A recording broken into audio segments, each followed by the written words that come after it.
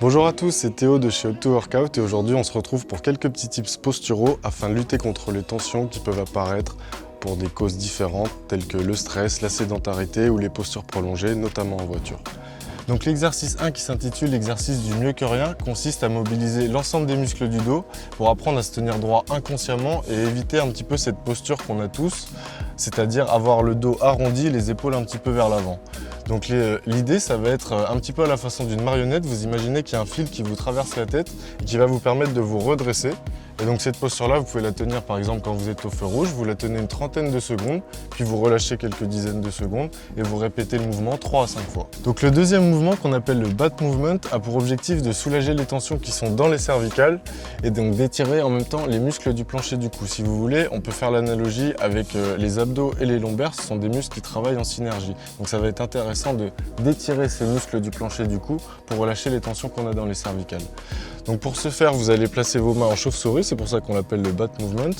Et donc à l'inspiration, on place ses mains sur son sternum. Et à l'expiration, on va appuyer avec ses mains contre soi et vers le bas, tout en relevant le menton pour étirer les muscles du cou. Je vous montre un petit peu ce que ça donne. On place ses mains, on inspire, on relève le menton et là on appuie.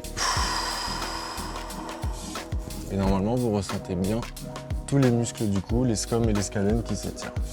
Donc le troisième exercice qui s'intitule le chute double menton a pour objectif de renforcer les muscles profonds et stabilisateurs du cou pour éviter les douleurs et les tensions qu'on peut avoir dans les cervicales.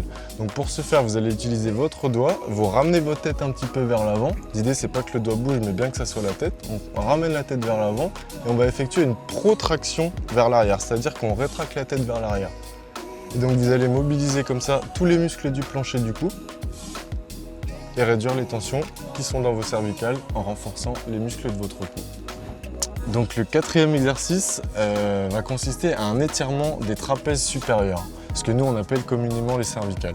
Donc c'est une zone dans laquelle le stress se loge souvent et les tensions peuvent apparaître. Donc l'idée ça va être en premier lieu de placer votre main sous la fesse opposée que vous cherchez à étirer. Donc là je mets ma main sous ma fesse droite si on cherche à étirer les cervicales gauches.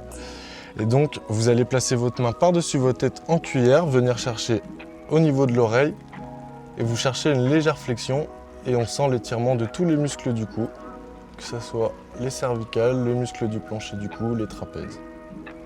Et donc, vous pouvez répéter ce mouvement 3 à 5 fois avec une mise sous tension d'environ d'une dizaine de secondes.